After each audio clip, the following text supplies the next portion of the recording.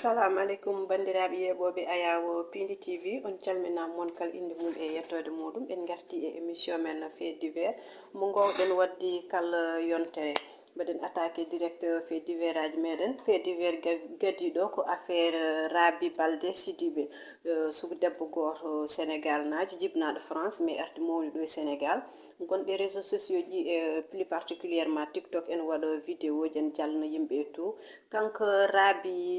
oɗon o watte surnommé ko Rabi Ba kanko fawa jungo taw koye affaire de escroquerie hunde nde noon ko suk gorko goto waɗno accident koyngal mum heeli après woni aussi dans le coma kureji mum cafiri ɗum ha ko joguino e haaliss foof gasi après ɓe mbaɗi lancé collecte goto ardino oɗon collecte noon ko sugu debbo biteɗo Rabi Ba haaliss dendinaɗo tolnino koye million ngaji sappo famille suk gorko heɓani hen hay mbuuɗu kanko sugu debbo Rabi Ba o ñaami haaliss o yummum suk gorko porti plainte caggal mum o fawama jungo oɗo saaha o waɗama déféré au parquet o ñaguinom ni yimɓe galle oɗon no jaafotom après mo yoɓ haaliss o foof kono ɓeɗon jeeɓani fait divers men goɗɗo ko marché HLM enen gandi so yi ha julde nde yonti monikal wiyatma ken waɗa ko wawi e ko wawa oɗo sugu debbo yeehi ko marché HLM o are place goto joom place o noon hawre tokko san yoni omo yeehi ɗo salli gueneyade ɗo yeehi ɗo salli gueneyade hay goto wuppani e place o sak no wonno ɗon e place o en waɗi million ngaji 5 no debbo natino nde nanani dilli hay goto e place o yiiɗi yi sako ƴetti sako korsiti yi hen biyeji 10 000 aji kewɗi o ƴetti sako noon ombo dogo o nani sako e mbus e haydara o yalti place o mbiya hawre joom place o arti eɓe kawri ɗonet noon ono dogi rewe makko hepti sako mum no wulluno nde gujjo sukaɓe bonnoɓe ɗon e marché foof gari mbino jane makko mais joom place o fo abimbo nandimo place makko uddimbo toon pour haade yimɓe gañodemo caggal muɗum nawimbo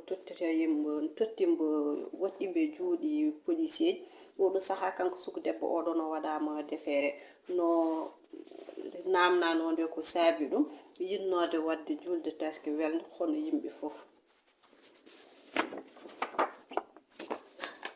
oɗo fait divers jaten koto diwana Podor waɗi saaha goto ɗeɗo balɗe suku gorko goto ari ɗon ene yeeya jawdi jarata ko o yeeyata jawdi ndi ko 900 walla ko ujunnaji 2 ɗiɗon jawɗi noon o wujji ɗum ko toon to Mauritanie o taccini ɗum maayo Sénégal ngo o addi ɗum ɗon e Podor omo yeeya ɗum no woni hen ganduɗa hoorema gañani golle ɗe jooɗani nannode ɗin jawdi jeeyiteɗi 900 e ujunnaji 2 jeehi mbino codoyi hen jawdi mon hen sah koko coodi jawdi ha kewi gona yeytude ɗumen piriji goɗɗi mawɗi caggal ɗum dañi gorko goto gandu ɗum ɗo wona lawol o ɗo leydi ndi yarte ɗo wiite ɗo jawdi mbayi wayni cherde jeeya jawdi ko tolni e 900 walla ujunnaji 2 wonko ɓalwi henet caggal mum o waɗi alerté policier ɓen uddita enquête goto gone tuufade suk gorko taw ko yeyno ko gasi o ruttima leydi Mauritanie o arti kadi o addori jawɗi nawgas ɗum ɓari ɗum yeeyde nden noon policier ji pawe makko jungo jaggimbo lorsque no udditanode suku gorko goto taccinannodembo woni joom lande taccinannodembo on kadi fawama jungo e sukaɓe rewɓe ɗiɗi wonnoɓe complice aji makko joni population fuɗɗinoɓe sodde e jawɗi suku gorko keɓe hulnoɓe haade police arandeɓe won hen e mabɓe koko ɗacciti jawɗi ɗi gone yaade bedduji police fuɗɗima hen heptude ko tolni e jawɗi nogas e 5 kono ko heddi ko suwa heɓede kamɓe ɓeɗon eɓen o saaha e juuɗe laamu fait divers oɗo jaten koto ɗo yete Dakar e ni e oɗo e Touba wuro woten wiye Ngabbu ko 7 kilométre hakkude mum e Mbacké suku gorko goto ko ceernaji de en mbi o wiite ko ceernaji mawɗo ngoɗon wuro kanko suku debbo goto filmé ɗum ɗon oɗo saaha ko vidéo ji makko woni caɗele makko ko saabi ɗum ɗon ko omo jogui almudo makko goto en woni caggal leydi joom suudu mum noon woni ko ɗo yete Dakar woni ene luwi ɗo yeehi ha jogni joom galle ɗo luwi ɗo ko tolni e 800 000 francs ronki yobde joni saaha goto kanko suku debbo wonno joom galle makko en nulanno saaha foof e ceernajo o yefto e ceernajo gam en wallambo omo yoɓa oɗon luwas ono yoɓinimbo oɗo 800 000 francs ɗi fof caggal ɗum wi joom galle makko yo woppu sugu debbo artonete Touba e galle makko hottonete par ce que ɗo wiyete Dakar location o ene seeri stress o et tout jo sugu debbo ummi ɗo e Dakar yekkuɗo yi galle makko jafoɗon e konngol ngol kanko ceernajo o wotti debbo objet sexuel saha kala obo leldo e oɗo nden no sugu debbo noon o wi ko gil adan o welano no yanode ɗon hawrum ko andu no wadda e ceernajo jour goto on are makko o ƴetti o filme ɗum o filmi gorko woni ceernajo no filmunode ɗum o holli ɗum almuɓe woɓɓe wonɓe ɗon e galle o ɓurɓe ɓadade ceerno ɓen mbiɓe yo waɗɗum o supprimé saabu sirani dañi hen goto ƴetti vidéo ji neldi ɗum joom galle suku debbo oɗo saaha suku gorko woni almudu ceernajo woni desɗo suku debbo mo ceernajo leldotowo ko biɗo ko portowo plainte saabu ceernajo koko waɗi abusé e joom suudu makko fait divers mo gasnirteno ko affaire Ndeye Diop suku debbo baraɗo toon to Touba to wari ɗum ko cukalel gorel mo yaltidanno wiyete copain makko saabi ɗum kanko suku debbo kamɓe ɗiɗi eɓe jiidirino kanko suku debbo o ƴetti hen reedu no ƴettunode reedu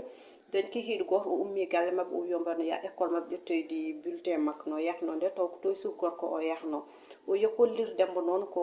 cawiɗo hunde nde suku gorko jaɓani hunde welanimo saabu o jeeya koye famille mawɗo indi famille makko ko mawni